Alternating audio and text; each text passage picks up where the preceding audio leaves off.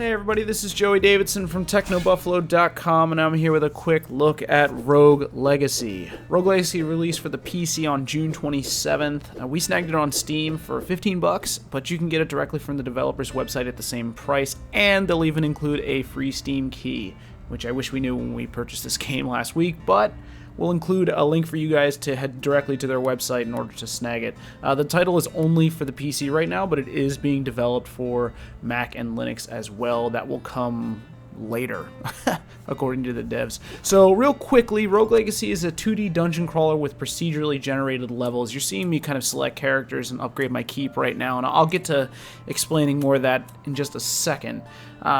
It features permanent death, sort of, but I'll get to that later too, an upgrade system, and your characters even have disabilities. Seriously, I believe that this character has dyslexia. So every time you die, you pick a descendant to start a new game with, and that descendant might be dyslexic, like this guy, gigantic, really fast, really small, colorblind, stereo blind, whatever, you get the point. They all have disabilities that make them more interesting to play, and it gives the game kind of a new twist every single time you start it up. So I'll talk more specifically about Rogue Legacy here in a second, but I did want to touch on its genre first. It belongs to the subgenre of roguelikes.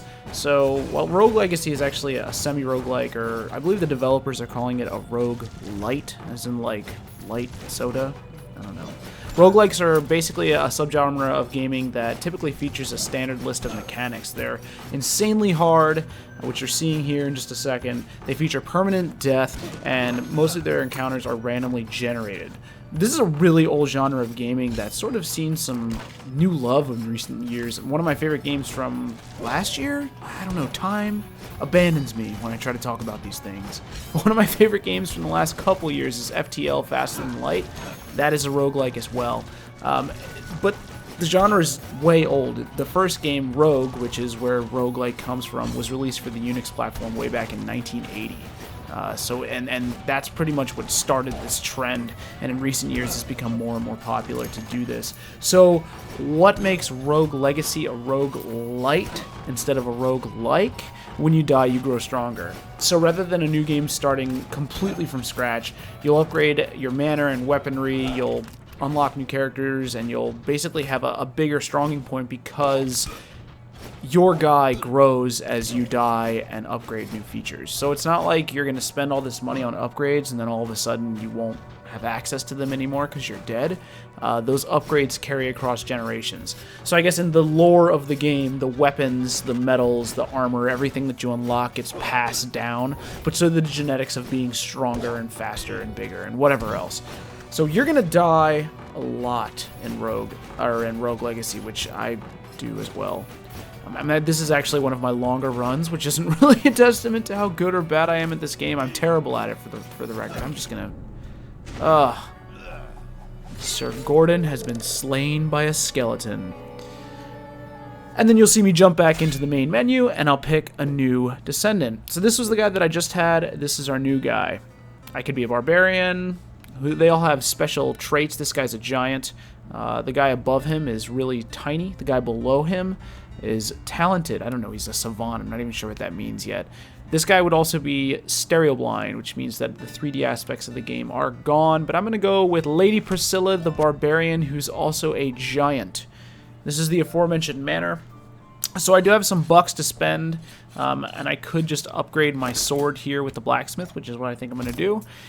And the weird thing about Rogue Legacy is that when you go to approach this castle at the beginning of every round, you're greeted by this phantom, and you have to give all your money to get it in, basically start playing. Basically, you want to spend all of your money on upgrades before you enter the castle every single time. So every single time you play, you're going to be buying upgrades. It's so tough. This game does work with a controller, which is really nice if you're someone who likes to play in big picture mode on Steam, which I do. So that's great, and it actually controls really, really well. It's hard. I mean, this is a precision platformer with like hack and slash mechanics. Your sword swings are super slow, so you kind of have to balance out when you're fighting and when you're dodging and running for your life. And being a giant, as you're seeing here with Lady Priscilla, makes it even harder.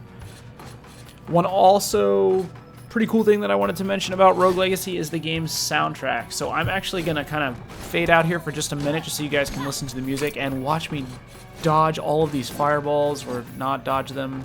I get distracted. Like a turkey leg pops out and I'm like, hey, get that turkey leg. See? And then I get hit. Turkey leg, useless. So anyway, pay attention to the music and I'll be back on the other side.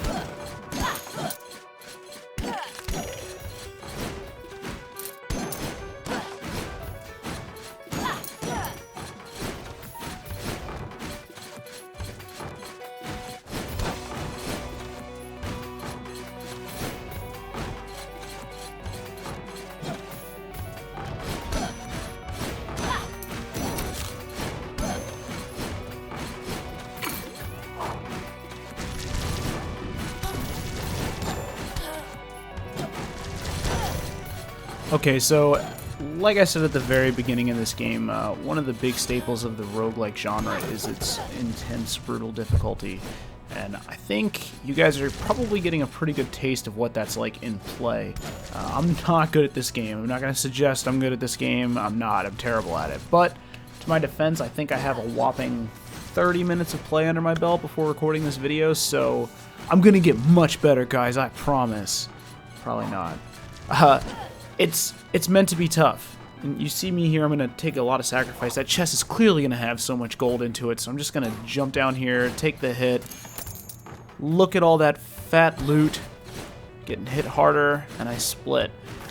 This is a roguelike, and Rogue Legacy is a blast. For 15 bucks, I kind of am in love with it already. I can really wholeheartedly recommend it to anybody who kind of wants more challenge out of the games. If you like the really tough stuff, this one's going to be for you. I'm going to die here pretty soon. This here is probably my longest run in this game, and I'm really proud of it, and I didn't do anything. I'm terrible at it. Thank you guys for watching so much. We'll be back again with another episode of Let's Play. For now, this has been Joey Davidson. I'm Joey Davidson with Roguelike.